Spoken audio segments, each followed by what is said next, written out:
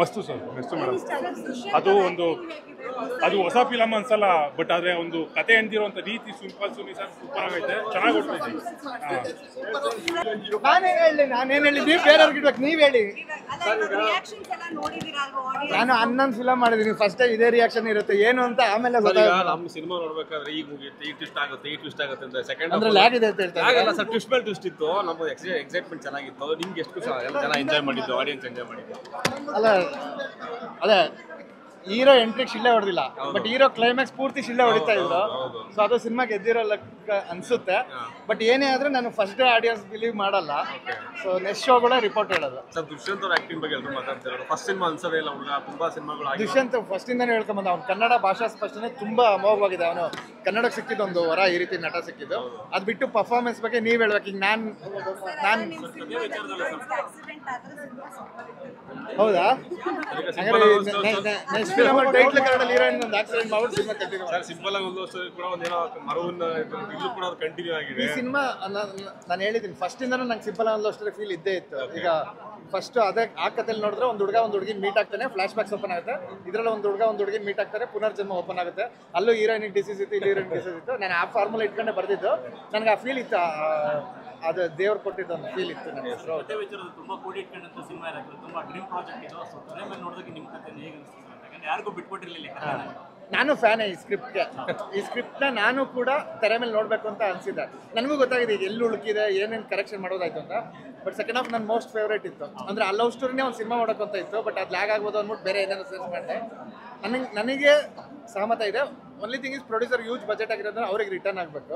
ನಾನು ಏನು ಅನ್ಕೊಂಡಿದ್ದೀನಿ, ನಾನು ಶೂಟ್ ಮಾಡಿದ್ದೀನಿ ಅಂತ ಅನ್ಕೊಂಡಿದ್ದೀನಿ. ಸರ್ VFX ಸಂಬಂಧಪಟ್ಟಾಗೆ ಸರ್ ಅದ್ಭುತ ಮೂಡ್ ಬಂದಿರೋದು. ಏನೋ ದೇವತೆ ಮತ್ತೆ ಅದಕ್ಕೆ ಸಂಬಂಧಪಟ್ಟಾಗ ತುಂಬ ಬ್ಯೂಟಿಫುಲ್ ಆಗಿ ಮಾಡಿದ್ರು. ನಾವು ಅನ್ಕೊಂಡಿಲ್ಲ ಆ ಲೆವೆಲ್ಗೆ ಅದು ರೀಚ್ ಆಗುತ್ತೆ ಅಂತ ಹೇಳಿ. ಇಲ್ಲ, ನಮ್ದು ಇನ್ನೂ ಲೆವೆಲ್ ಬೇರೆ ಇತ್ತು, ಬಟ್ ಟೈಮ್ ಶಾರ್ಟೇಜ್ ಇದ್ದಿದ್ರಿಂದ ಸೊ ಸಮುದ್ರ ಮಂಥನ ಎಲ್ಲ ಫಾಸ್ಟ್ ಆಗಿ ನಾವು ಔಟ್ಪುಟ್ ತೆಗೆದು. ಓಕೆ. ಬಟ್ ಅದೇ ನಮ್ಮವ್ರು ನೋಡಿರಲ್ಲ ಆ ಕಥೆನ, ಸಮುದ್ರದಲ್ಲಿ ರಂಬೆ ಅವರು ಶಿವನೆಗೆ ಬಂದಿದ್ದು, ಅಮೃತ ಬಂದಿದ್ದು, ಅದೆಲ್ಲ ಜಸ್ಟ್ ಒಂದು ಗ್ಲಿಮ್ಸ್ ಕೊಡೋಣ, ಆಯ್ತು ನೀವು ಹೇಳಿದಾಗೆ ಅದು ಆ ಎರ ಕಟ್ಕೊಡೋಣ ಅಂತ ಟ್ರೈ ಮಾಡಿದ್ವಿ. Yes sir. ಇದು ಏನು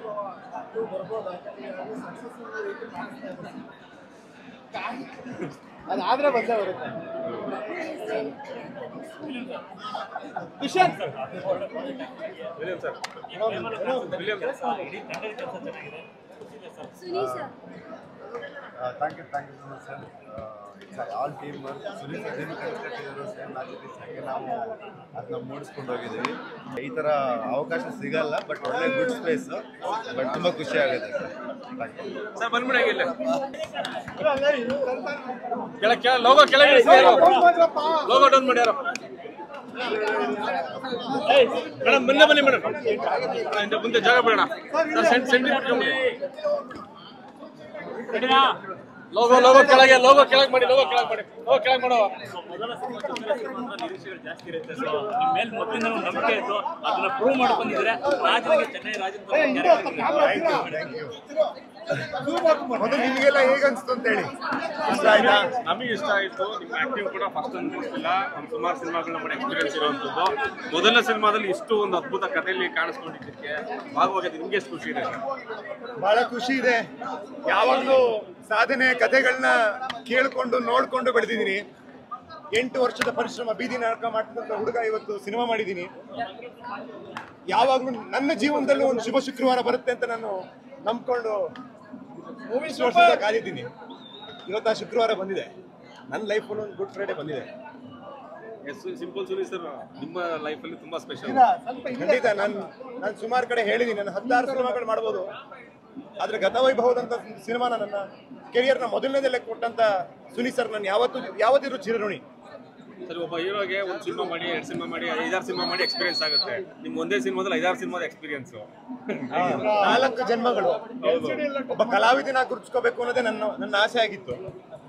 ಬಹುಶಃ ಈ ಸಿನಿಮಾ ನೋಡಾದ್ಮೇಲೆ ಜನ ಒಬ್ಬ ಒಳ್ಳೆ ಕಲಾವಿದನಿಗೆ ಕೊಡುವಂತ ಗೌರವ, ಪ್ರೀತಿನೇ ಬೇರೆ ಇದೆ. ಈ ರಾಜ್ಯದಲ್ಲಿ ಯಾವ ರೀತಿ ಒಳ್ಳೆ ಕಲಾವಿದರಿಗೆ ಗೌರವ ಕೊಡ್ತಾರೆ, ಪ್ರೀತಿ ಕೊಡ್ತಾರೆ ನಾನು ನೋಡ್ತಾ ಬೆಳೆದಿದ್ದೀನಿ.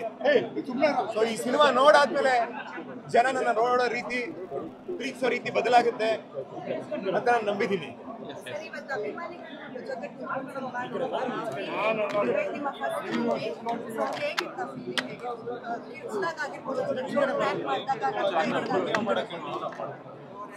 ನನಗೆ ಸ್ವಲ್ಪ ಜಾಸ್ತಿ ಕೇಳಬಿಟ್ರೆ ಹತ್ತೇ ಬಿಡ್ತೀನಿ. ನಾನು ಇವತ್ತು ಮಾತು ಕಮ್ಮಿ ಆಡ್ತೀನಿ, ಬೇರೆಯವ್ರನ್ನ ಮಾತಾಡ್ತೀನಿ.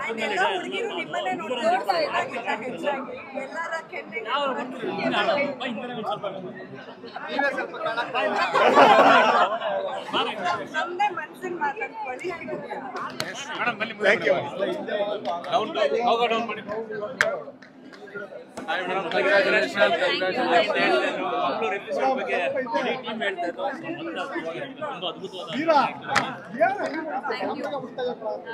ತುಂಬಾ ಖುಷಿ ಆಗ್ತಿದೆ. 4 ವರ್ಷದ ಒಂದು ಕನಸು ಇವತ್ತು ಯಾವಾಗ ಜನಗಳ ಮುಂದೆ ಬರುತ್ತೆ, ಯಾವಾಗ ನಾವು ಜೊತೆ ಕುತ್ಕೊಂಡು ನೋಡ್ತೀವಿ ಅಂತ ತುಂಬಾ ಕಾತರದಿಂದ ಕಾಯ್ತಾ ಇದ್ವಿ. ಇವತ್ತು ಫೈನಲಿ ಅದಾಗಿದೆ. ಅಂಡ್ ಜನ ಆ ಒಂದೊಂದು ಮೊಮೆಂಟ್ಗೂ ರಿಯಾಕ್ಟ್ ಮಾಡ್ತಿದ್ರೆ ಐ ಥಿಂಕ್ ಅದನ್ನ ಹೇಳಕ್ಕಾಗಲ್ಲ, ಅಷ್ಟು ಖುಷಿ ಅನಿಸ್ತು. ಒಂದ್ ಕಡೆ ಜನ ಸಿನಿಮಾ ನೋಡಿ ಮುಗಿದಿದ್ರು ಕೂಡ ಅಲ್ಲೇ ನಿಂತ್ಕೊಂಡು ನೋಡ್ತಾ ಇರ್ತೀವಿ. ಇನ್ನೂ ಏನಾರು ಇದೆಯಾ ಅಂತ, ಇನ್ನೂ ಕ್ಲೈಮ್ಯಾಕ್ಸ್ ಬೇರೆ ಇದೆಯಾ ಅಂತ. ಬಟ್ ಇಲ್ಲ, ಐ ಥಿಂಕ್ ನಾವ್ ಅನ್ಕೊಂಡಿದ್ದಕ್ಕಿಂತ ಹೆಚ್ಚಾಗಿ ತುಂಬಾನೇ ಎಲ್ಲರೂ ರಿಯಾಕ್ಟ್ ಮಾಡ್ತಿದ್ರು, ನೋಡ್ತಿದ್ರು. ಸೊ ಈ ಒಂದ್ ದಿನಕ್ಕಾಗಿ ನಾವು ಅಷ್ಟು ಕಷ್ಟ ಪಡೋದಲ್ವಾ. ಸಿನಿಮಾದಲ್ಲಿ ಗುಡ್ ಫ್ರೈಡೆ ಅಂತ ಹೇಳಿದ್ರೆ ನೀವು ಮಾತಾಡಲ್ಲ ಅಂತ, ಈ ಫ್ರೈಡೆ ದಿನ ನೀವು ಏನ್ ಹೇಳ್ತೀರಾ? ಈ ಫ್ರೈಡೆ ದಿನ ಎಲ್ಲ ಕನ್ನಡ ಜನತೆ ಚಿತ್ರಮಂದಿರಕ್ಕೆ ಬಂದು ಗತವೈಭವ ನೋಡಿ ಒಂದು ಒಳ್ಳೆ ಎಕ್ಸ್ಪೀರಿಯನ್ಸ್ ಸಿನಿಮಾ ಇದಾಗಿದೆ. ಆಲ್ರೆಡಿ ಇಷ್ಟಪಡ್ತಾ ಇದ್ದಾರೆ. ಸೊ ಎಲ್ಲರೂ ಬಂದು ನೋಡಿ ಅಷ್ಟೇ. ನೀವು ಸೀನಿಯರ್ ಆಕ್ಟ್ರೆಸ್ ಆಗಿ ನಮ್ಮ ಹೊಸ ನಾಯಕರನ್ನ ವೆಲ್ಕಮ್ ಮಾಡಿದಿರಿ, ಜೊತೆಲಿ ಆಕ್ಟ್ ಮಾಡಿದ್ರು, ಎಷ್ಟು ಖುಷಿ ಇದೆ? ತುಂಬಾ ಖುಷಿ ಇದೆ. It feels like very personal. ಒಂದು ಫ್ಯಾಮಿಲಿ ಮೆಂಬರ್, ನಾವು ಆಸ್ ಅ ಟೀಮ್ ತುಂಬಾ ಫ್ಯಾಮಿಲಿ ಫೀಲ್ ಬರುತ್ತೆ. And Dushyant very good friend. So ಅವರು ನಾವು ಒಂದು ತೆರೆ ಮೇಲೆ ಮೊದಲನೇ ಬಾರಿ ನೋಡೋಕ್ಕೆ ಅವ್ರ ಜರ್ನಿನ ನಾವು ಶೇರ್ ಮಾಡ್ಕೊಂಡು ಬಂದಿದ್ದೀವಿ. So I feel very very happy and proud.